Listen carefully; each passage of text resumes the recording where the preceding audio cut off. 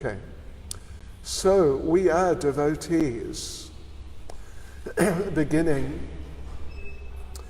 a seminar on Bhakti Shastri level on Nectar of Devotion, the eastern side of the ocean.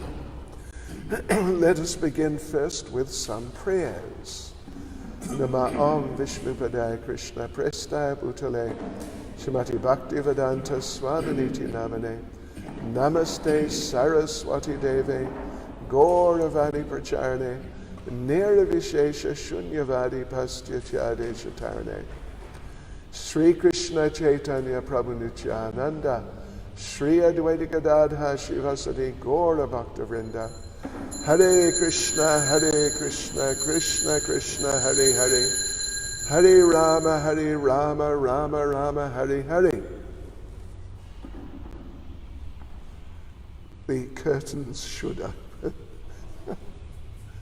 I think they will open in a few seconds. Yes. So, where are we? Here we are. All right. So here we go. Shri Shri Radha Radhanath Shri Chaitanya Mahaprabhu Ki Jai. Hare Krishna.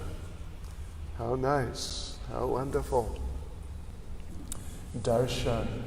And we're intending to do the program every evening here. So you'll all get darshan.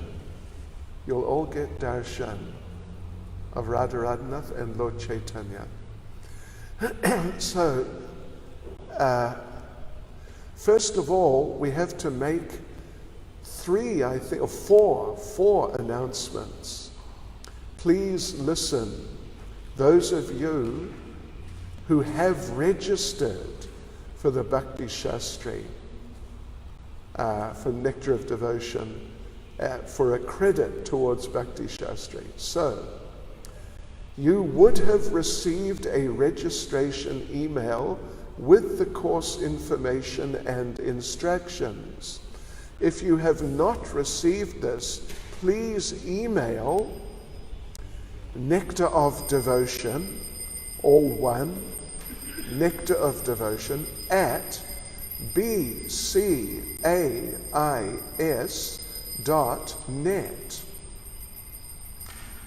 I hope you got that. Nectar of Devotion at bcais.net. The admin team will send through this email address on the chat. Okay? Right, so regarding online platforms, we will continue having our classes on Facebook and Instagram with Russian translation on Instagram. Our course material and assessments will be on the Nectar of Devotion Google Classroom. On Google Classroom, please, students, have your names match the names you have registered with. This is important as we'll need the correct information when marking the course work. For those who are not on Google Classroom and need assistance, you can write to the email address provided. I guess that's nectarofdevotion@bcais.net, and someone will assist. On Saturdays, we'll be having group discussions and revision. This will be on the Zoom platform. All the relevant information is in the registration email that has been sent out. So, 3, course assessments. The breakdown. Self-study questions per chapter. Now, I hope you get this. This is not for assessment purposes, but for revision for the final test. The self-study questions They're not for assessment purposes, but for revision for that final test. These answers will be discussed in the group sessions. Questionnaires after every chapter. These are mandatory, means you must do these, as these will track attendance. There will be 2 exams, blissful exams. Oh, you'll love them. Chapter questions, analogies, and verses. One will be halfway through the course and another at the end. There will be 2 essay questions to be submitted by the end of the course. And finally, the questionnaire for tracking attendance. There is a requirement of 80% minimum attendance for this course. We will be tracking your attendance by a questionnaire with multiple choice questions on Google Classroom, which will appear after every chapter. These are compulsory, so please be aware of this. These are the main points we'd like to communicate with all of you students today. Okay, so there you go. I hope that's clear enough. Whatever's not clear, if anything is not clear, contact that email address I gave you, which I'll just give you again. Nectar of Devotion, all one, at bcais.net.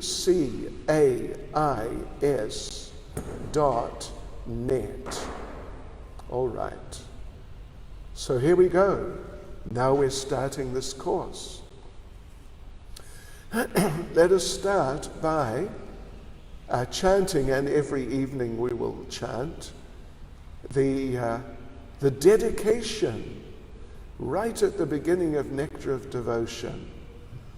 It's a verse from the Six Ghost Swamis Astakam, written by Srila Srinivas Acharya. Yes, very beautiful verses glorifying the Six Ghost Swamis. So this one verse appears at the beginning of Nectar of Devotion. Nana Shastra Vicharanayika Nipano Saddharma Samstapako Lokanam Hitakarino Tribhuvane Manyo Sharanya Karo Radha Krishna Padaravinda Bhajana Nandena Mataliko Vande Rupa Sanatana Raghuyago Sri Jiva Gopalako Vande Rupa Sanatana Raghuyago Sri Jiva Gopalako. So the translation. I offer my respectful obeisances unto the Six Ghost Swamis, namely Sri Sanatan Goswami, Sri Rupa Goswami, Sri Raghunath Bhatta Goswami, Sri Raghunath Das Goswami, Sri Jiva Goswami, and Sri Gopal Bhatta Goswami, who are very expert in scrutinizingly studying all the revealed scriptures with the aim of establishing eternal religious principles for the benefit of all human beings. Thus, they are honored all over the 3 worlds, and they're worth taking shelter of because they're absorbed in the mood of the gopis and are engaged in the transcendental loving service of Radha and Krishna. So that's our dedication. Yes, so devotees. First of all, well, we have sent you actually, as far as I'm aware, what we call our, oops, where is it? Just a second. Where has it gone? Oops, not that one. Our outline of the whole course. It's a very simple outline, but an outline it is. And, okay, here it is. Yes, so I'm just going to touch on a few things, a couple of things, right at the beginning of that outline. So the first point, very important point to understand what we're actually doing, is that there are 4 parts to Nectar of Devotion.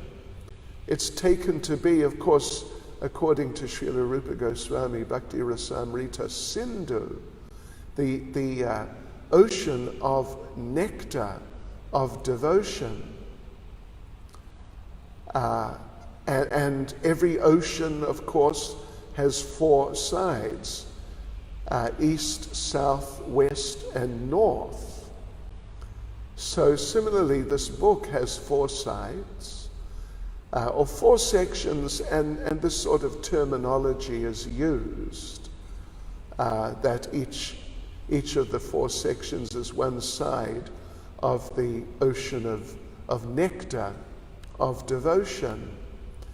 The first part, what we are doing from the very beginning, the preface, through to and including chapter 19, this is the eastern side. Then the second part from chapter 22, what is it? I think 35, maybe 34, something like that, is the southern side. We are not doing that.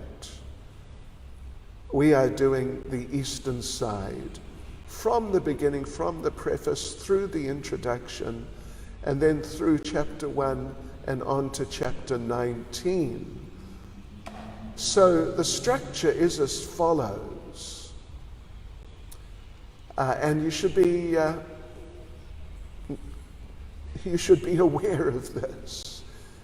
It really helps to get to grasp what is going on in the seminar if you know what the structure is. So first of all, there is, can you hear me okay? Can you hear me okay? All right. Can you hear me okay? All right. If you can't, come closer. Yeah. We leave that up to you.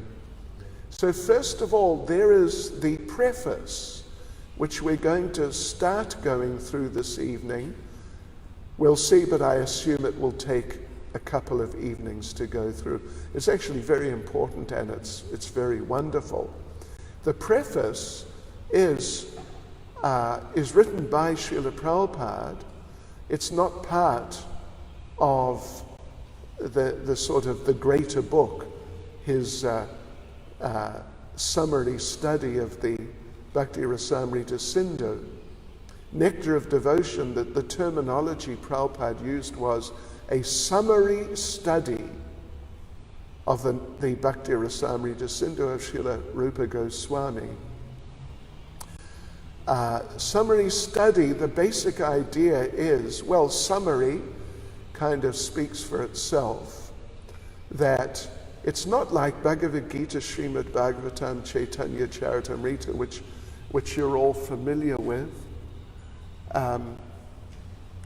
where you've got the verses. Every verse is there. The verse itself, then the word for word, translation, and then a purport. So Nectar of Devotion has been done in a different way, that basically all the verses are there, but they're not laid out in that fashion. All that is there is the translation which is sort of merged, if I may use a term which is we're often not very fond of, but kind of just merged in with the explanation and then other verses like that. It's not broken down so much. There definitely are a number of verses here and there in which it's pointed out, this is such and such verse, and then the translation is given. But to a pretty large extent, everything's kind of merged together, so you wouldn't be able to really tell what is the verse and what's the purport, if you get the idea. This is a summary study. So, first of all, though, the book itself, Srila Rupa Goswami's book, begins with the introduction. It begins with the introduction. Srila Prabhupada has written the preface sort of independently as his own relatively brief summary of, not summary of the book, but just summary of what is the idea behind the book, actually.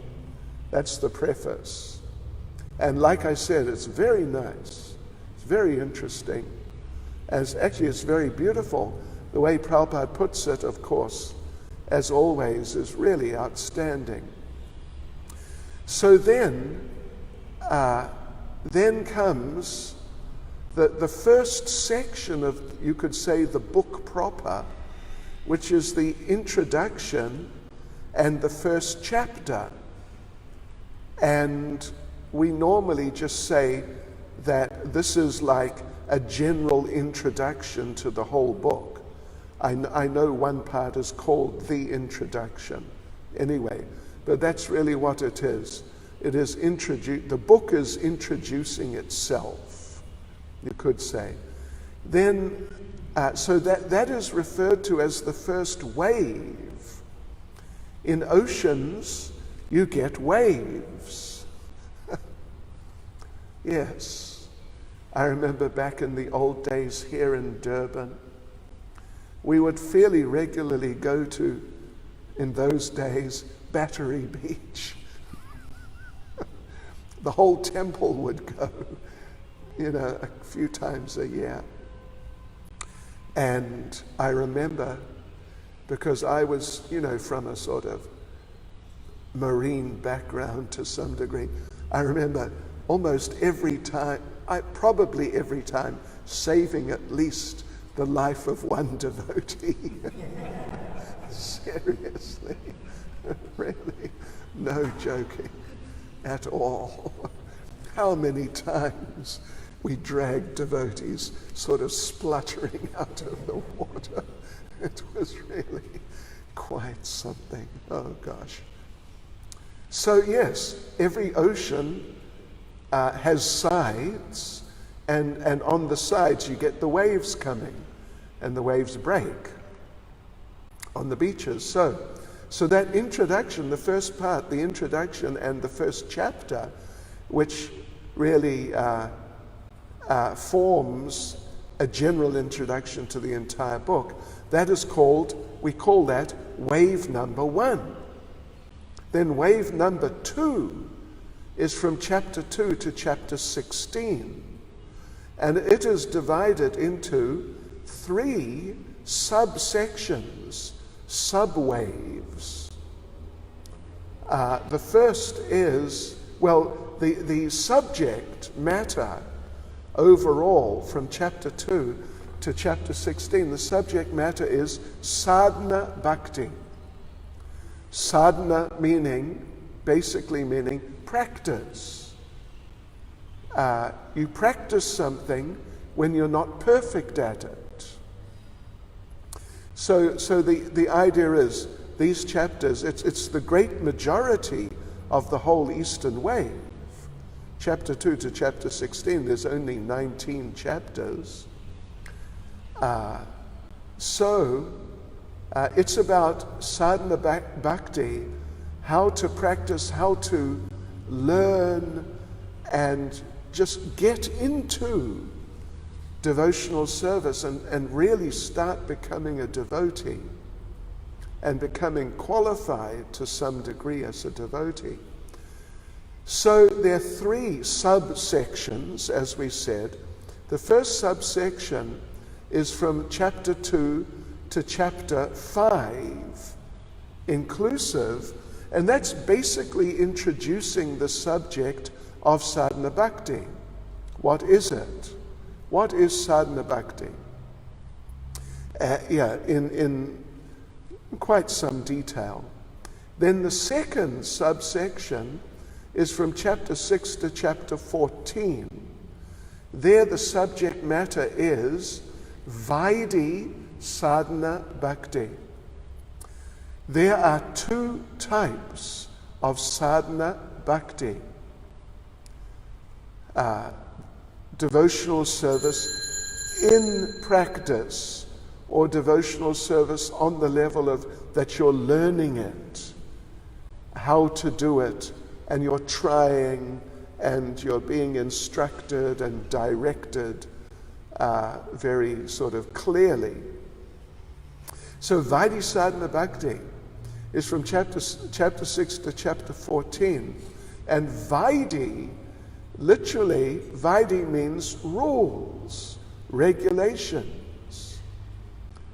So the first part of devotional service in practice, learning how to do devotional service, is when you are doing devotional service, practicing devotional service under rules and regulations given by scripture and given by the spiritual master. Then the third subpart of the second wave is chapters 15 and 16. And the subject there is, it's a second type of sadhana bhakti, generally a considerably more advanced part, but still it's in the realm of practice and learning. It's not in the realm of perfection. And that's called Raganuga sadhana bhakti. Generally, or often, Prabhupada translates this term Raganuga as spontaneous. The implication of which is basically along the lines that you're not really dependent on rules and regulations. You've pretty much already got it, what you need to do, but you've still got to practice. In general, it's a more advanced stage, and we're not going to go into it now, but when the time comes after, it's going to be obviously in the later part of the seminar after several weeks or something like that. Then we'll definitely go into it in detail, and it'll probably be a fairly eye-opening experience. So that's chapters 15 and 16. And then is the third wave. There are four waves in this eastern side. So this third wave is chapters 17 and 18, which are dealing with bhava bhakti, which is not part of practice. It's part of perfect devotional service. So of course one can learn at any point, but it's definitely not part of that stage of devotional service where it's really like you are at school. And you are really getting trained and directed and learning things and studying things. Bhava Bhakti is part of perfect devotional service, pure devotional service. And it's beyond sadhana. Technically speaking, It is part of what is called sadhya bhakti. Sadhya means is spelled S-A-D-H-Y-A. Sadhana, well, if you've got your course material with you, you'll see that term there, S-A-D-H-A-N-A. Sadhya, S-A-D-H-Y-A. Sadhana meaning practice, sadhya meaning perfect. Yes, and then the fourth wave is chapter 19 on its own, and it's dealing with prema bhakti. It's just a brief and relatively simple, in fact quite simple, introduction into the subject of prema bhakti, which is the perfection of life, the goal of life. Prema pumarto mahan. Lord Chaitanya said that prema, Krishna prema, pure love for Krishna, is the great goal of life. All right. So there you go.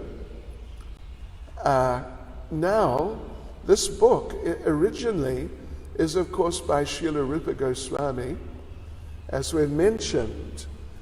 And Rupa Goswami, just to help us with our perspective on the book, let us read a couple of verses from Chaitanya Charitamrita, which are describing Srila Rupa Goswami and describing his qualification. Rupa Goswami is one of the Six Ghost Swamis, but Srila Prabhupada, generally, he's counted as the leader of the Six Ghost Swamis. Although Sanatana Goswami is his older brother, and therefore is senior in that sense. And even though, interestingly enough, Rupa Goswami addresses Sanatana Goswami as his spiritual master and relates to him as a spiritual master, but still Rupa Goswami is considered senior. And his qualification, his level of Krishna consciousness is considered higher. Yes. All right, so let us read here. What is this now? This is now,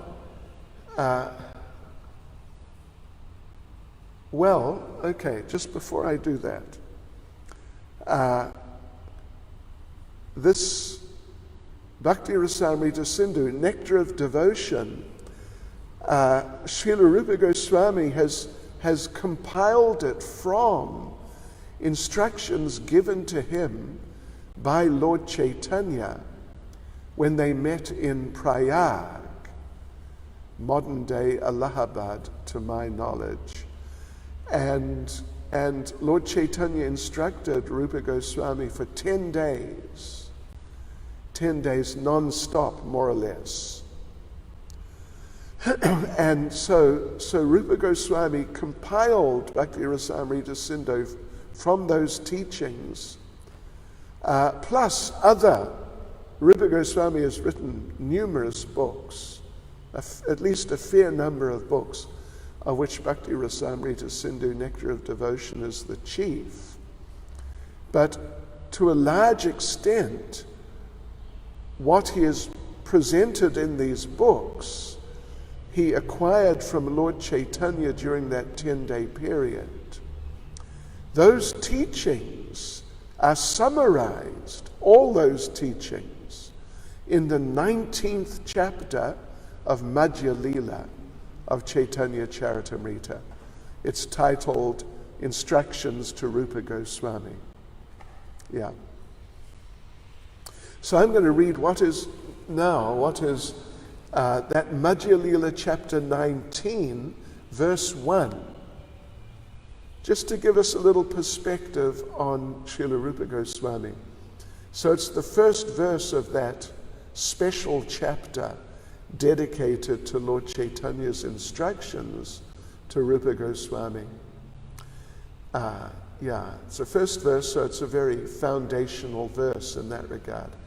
Vrindavaniyam rasakeli vartam kalena luktam nijashakti mutka sancharya rupe vyatanot panasa prabhur vido prag ivaloka srishtim. Before the creation of this cosmic manifestation, the Lord enlightened the heart of Lord Brahma with the details of the creation and manifested the Vedic knowledge. In exactly the same way, Lord Chaitanya, being anxious to revive the Vrindavan pastimes of Lord Krishna, impregnated the heart of Rupa Goswami with spiritual potency.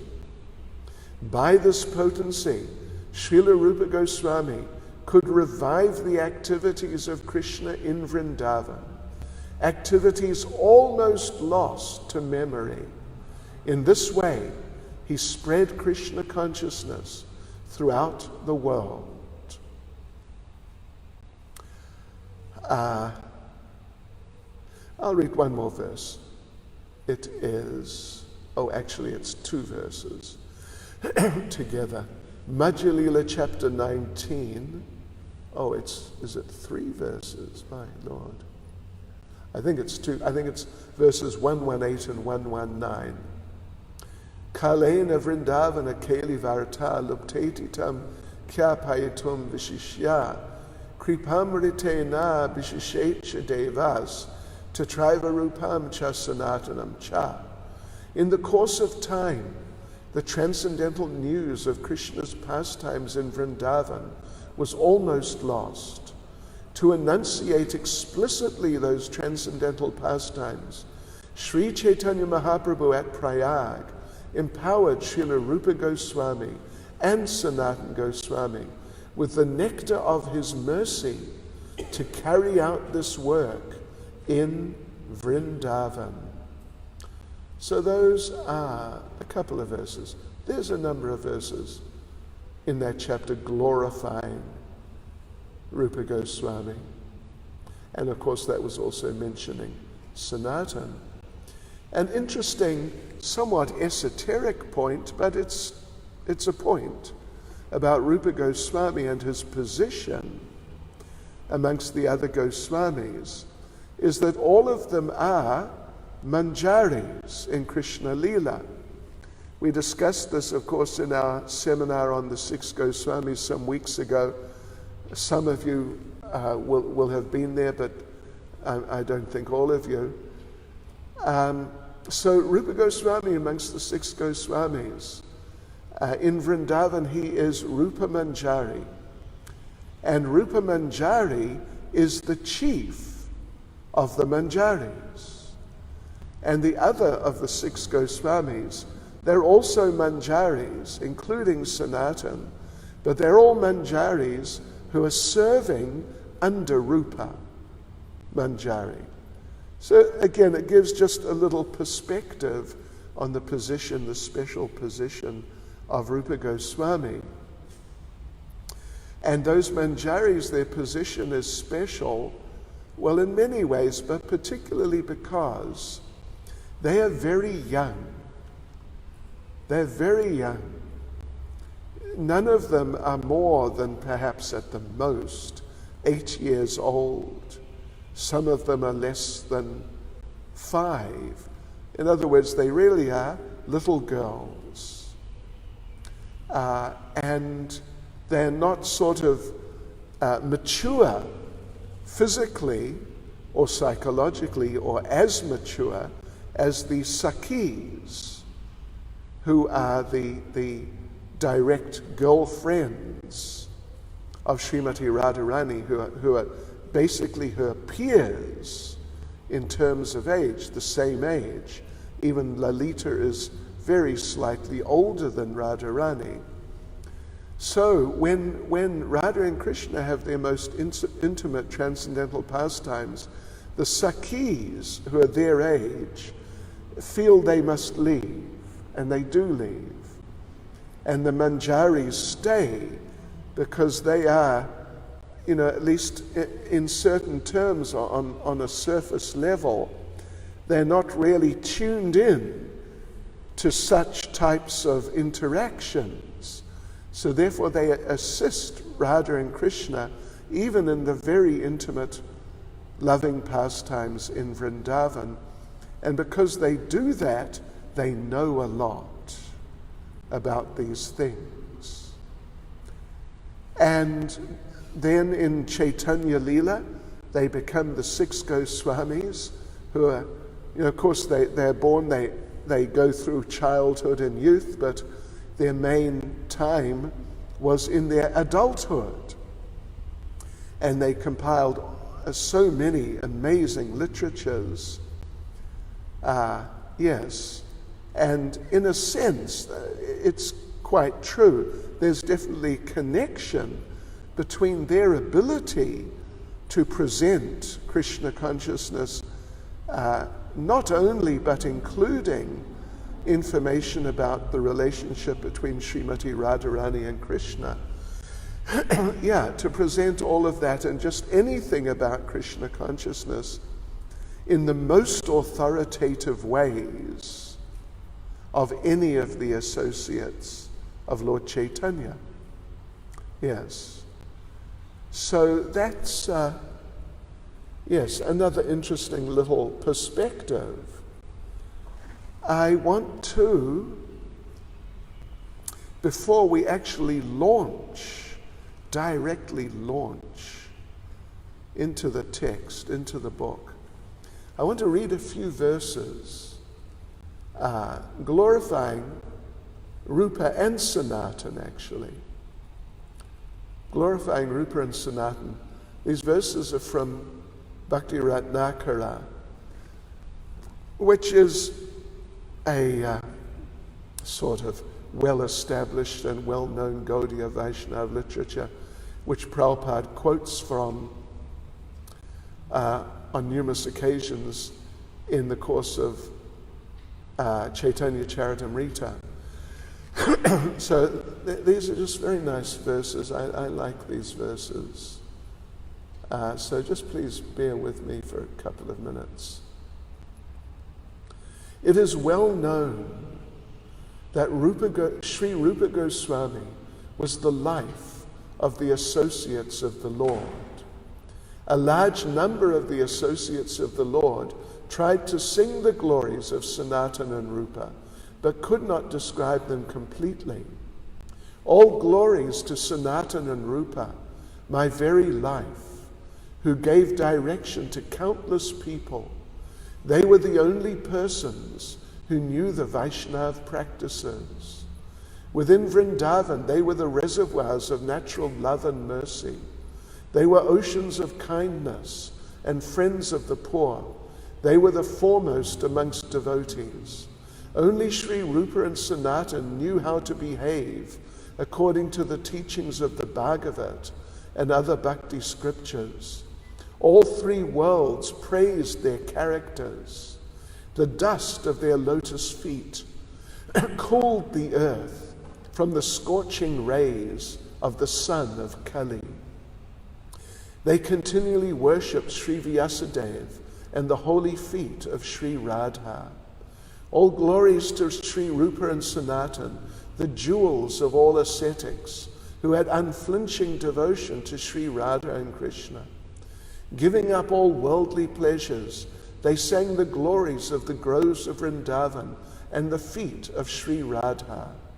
Therefore these two brothers were gifts from Lord Chaitanya Mahaprabhu, the ocean of mercy. And in their absence, I have become an orphan. Hare Krishna. All right. So let us go into the preface, which is Srila Prabhupada's own composition and is really establishing, setting forth, what is this book? What is this Bhakti Rasamrita Sindhu? What is this nectar of devotion? So the way we'll do this The way we'll do this, it's the same way for those of you who are participating in our Nectar of Instruction seminar. Because we are going here into a certain amount of detail. We will go paragraph by paragraph. We won't read each paragraph, but we'll sort of summarize each paragraph briefly and try and bring out the main points that Prabhupada brings out. So the first paragraph, I don't know if you have a copy of Nectar of Devotion. It would be an excellent idea to get one if you don't. If you want, I can give you a digital copy. Which has the page numberings as I have them. Because there are many versions of Nectar of Devotion. There are many versions. And, with different numbers of pages. So if I say here, page 1, or say, page 10, paragraph 3, and you open your version, then, it's extremely I would say it's inevitable. You're going to find something else, and it's going to be a bit otherwise. Yeah, really. So if you'd like, I can make available this. It's just copied out of the folio, the latest super folio. Yeah. So anyway, page 1, paragraph 1, let's go into it. Paragraph 1, 2, 3, and 4. What now? And 5, what? And 6. Yes. 6 and even 7. Yeah. The first so many paragraphs, 5, 6, or 7 or so, they're more historical, giving like biographical background about Rupa Goswami. What was his life history? So, in the first paragraph, Srila Prabhupada makes the point that, that Nectar of Devotion is a summary study of Bhakti Rasamrita Sindhu, which was written in Sanskrit. It's not written in Bengali. It's written in Sanskrit, but using Bengali alphabet. Yes. And Prabhupada points out how he was the chief of the Six Ghost Swamis, first met Lord Chaitanya. He first met Lord Chaitanya in Ramakeli, where he was living. He and Sanatan and Anupam, the third brother, were living. And then there, Rupa Goswami initiated them as Rupa and Sanatan. Of course, they had become kind of integrated into the Muslim society, by having been engaged by the Nawab Hussain Shah, the ruler of Bengal, as very prominent members of the Bengali government. Sanatan was Sakara Malik. He was the prime minister.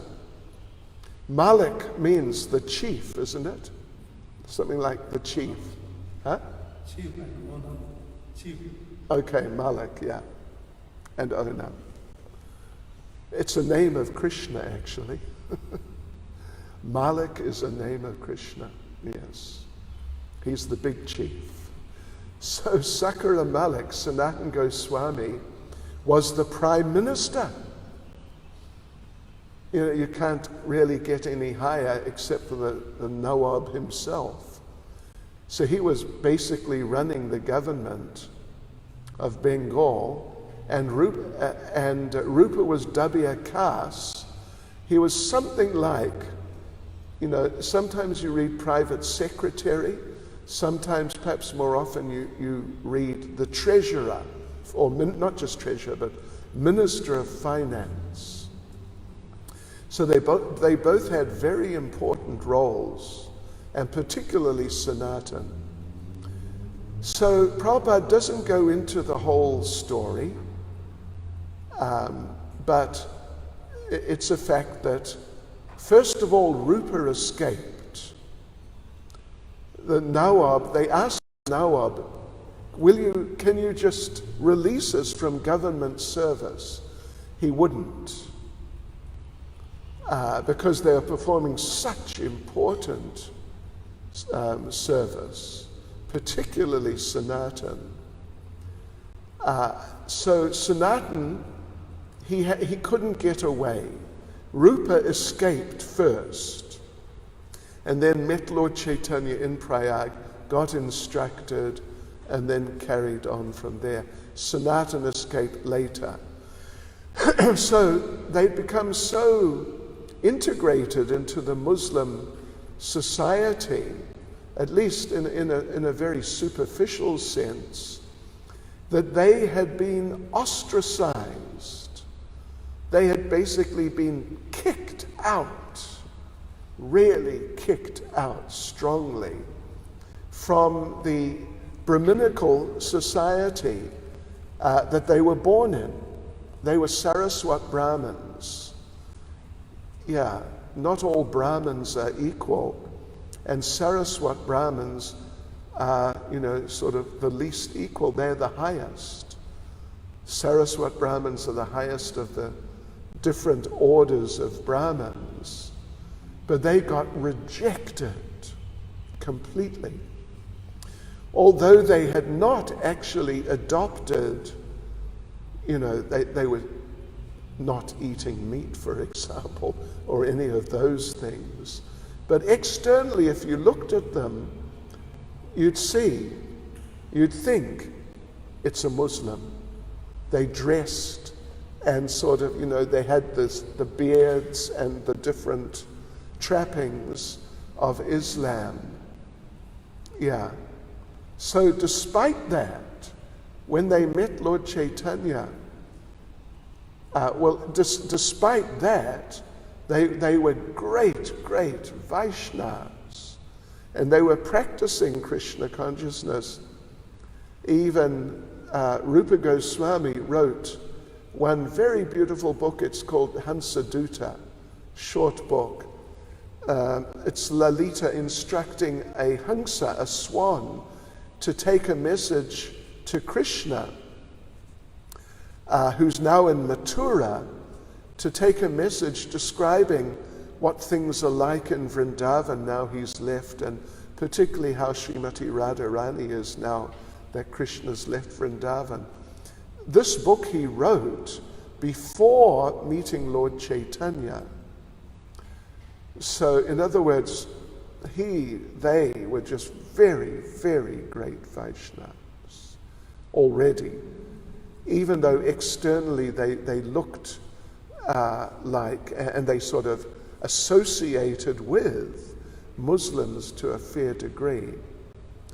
So Prabhupada points out this sort of thing in the first paragraph, and then goes on the second paragraph.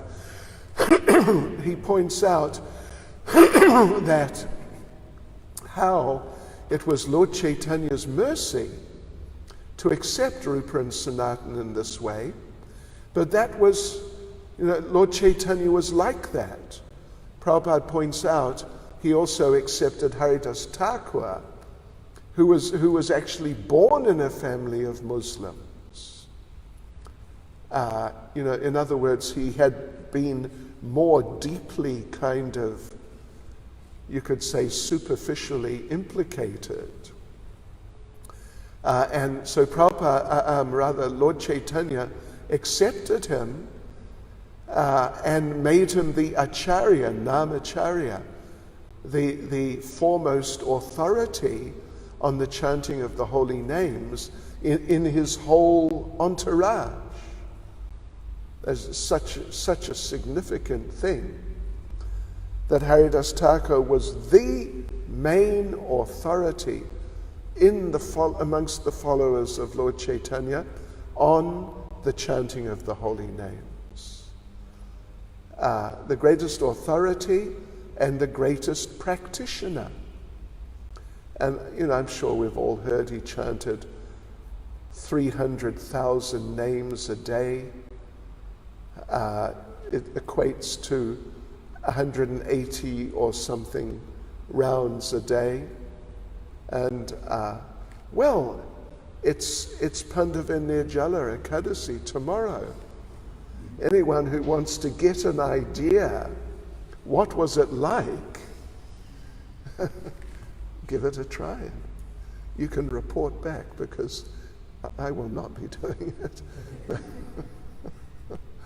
Yeah. But, one person, Satyanandan Maharaj, told me a few years ago, he had been doing, or maybe I think was still doing, a special vow for 1 month in Kartik, chanting 300,000 names a day. Yeah, and we met him in Alalana, near Jagannath Puri. Somehow or other we bumped into him. And he was still doing it. Sure, anyway, he really looked like an avadhuta at the time.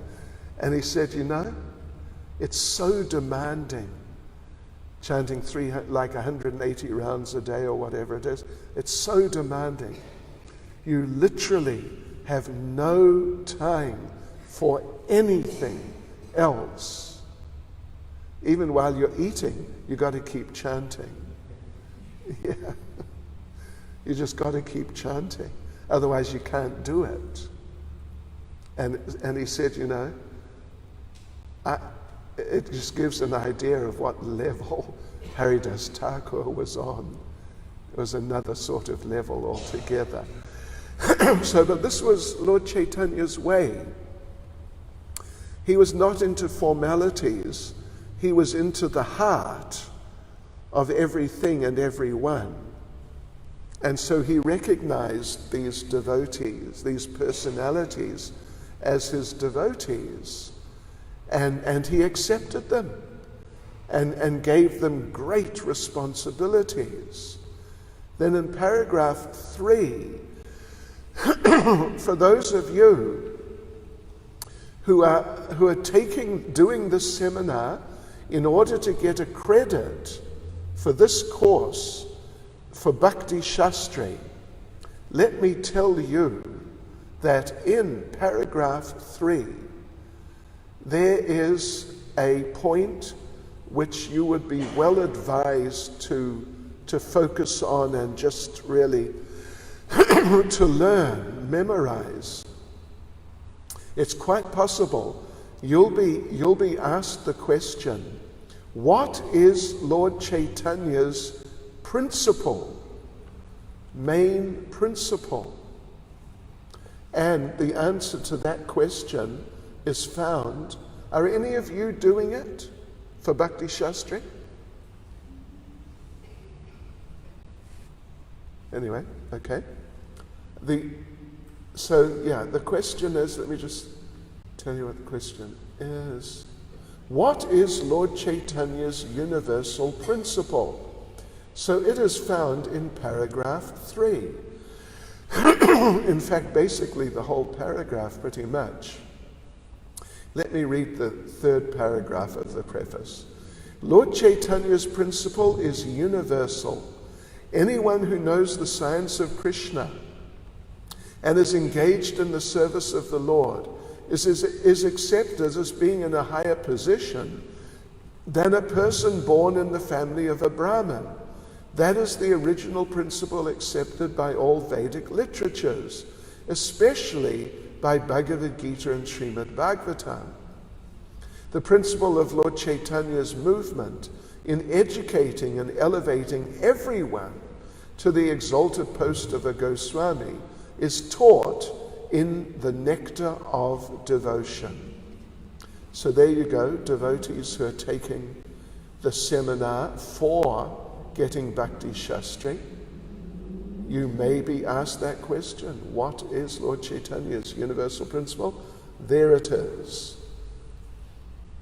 So then, the fourth paragraph, the last paragraph on this page, according to the way my Nectar of Devotion is structured, it's basically more history. It's basically more history. Well, actually, Prabhupada mentions how the brothers met Lord Chaitanya in Ramakeli and then decided to quit. So an interesting point, which you may well be asked about also, would you believe, devotees? Aren't we being so helpful? A very interesting, it's a very interesting point, actually. When Rupa Goswami, let's see, what now? Yeah, Rupa Goswami. When Rupa Goswami left home and left the service of the Muslim government and just surrendered totally to Lord Chaitanya and became the great scholar, preacher, devotee, Rupa Goswami, he was a wealthy person. Prabhupada says that his accumulated savings in gold coins equaled millions of dollars and filled a large boat. Yeah. Shri Radha Radhanath Shri Giri Govardhan Shri Chaitanya Mahaprabhu Ki Jai. All right. So Prabhupada says that 50%, Prabhupada says, he divided the money in a very exemplary manner, which should be followed by devotees in particular and by humanity in general. 50% of his accumulated wealth was distributed to the Krishna-conscious persons, namely the Brahmins and the Vaishnavas. 25% was distributed to relatives, and 25% was kept against emergency expenditures and personal difficulties. Yeah, so that's the example of Rupa Goswami, which is again another point. Devotees doing this for Bhakti Shastri, make a note of that. All right? How did Rupa Goswami divide up his vast accumulated savings? And an interesting point to note, is that Srila Prabhupada, when he did the same thing, he left money for his family. Even though he took sannyas and, he was totally renounced person, and he was using whatever he could in service of the Lord, but he left some money to his family. Yeah. For his wife until she died, and his sons until he left his body. Okay. Just a sec. Our Instagram has a limit of 1 hour. I'm going to go on just for another 5 minutes maybe, and then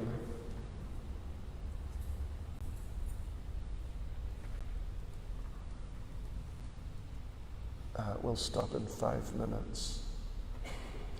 Just want to finish this little bit here.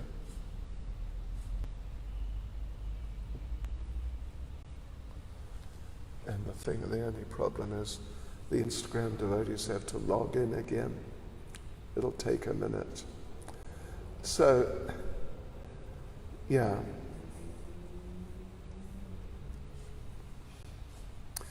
They are coming back, storming back.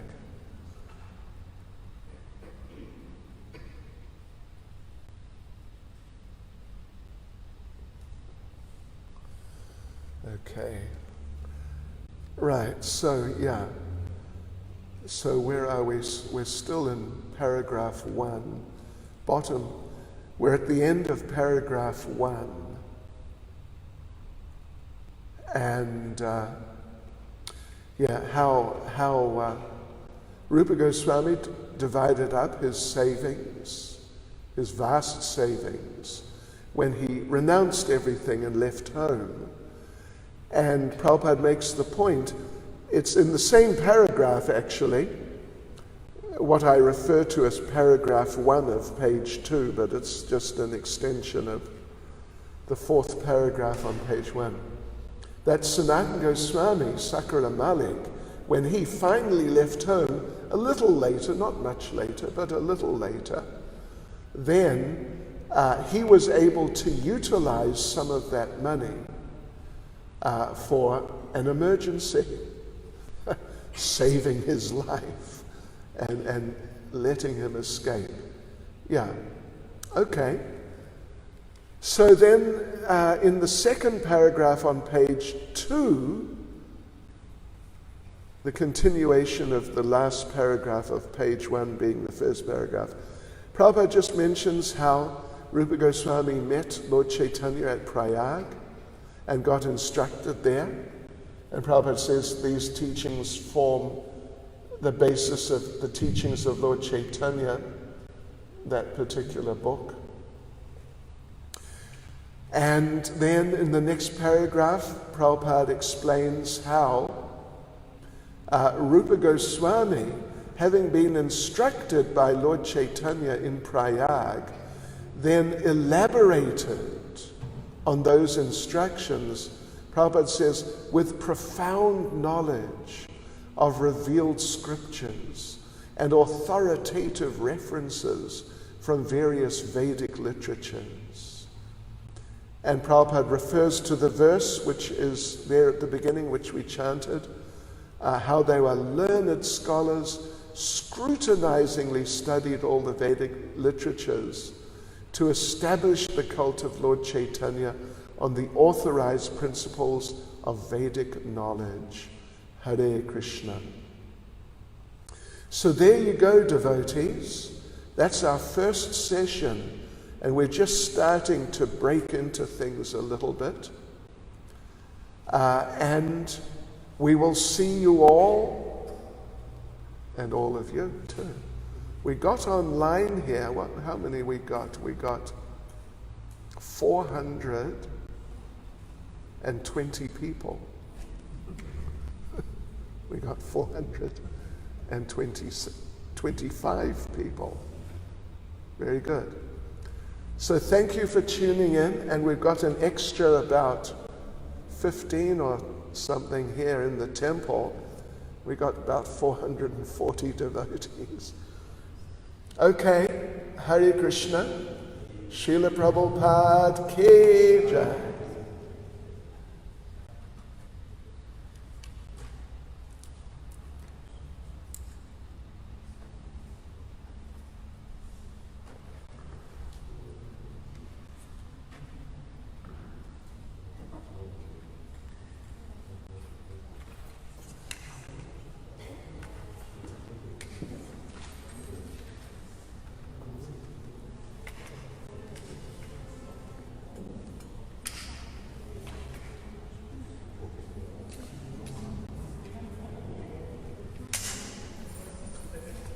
Okay, Facebook, Haribol, see you later.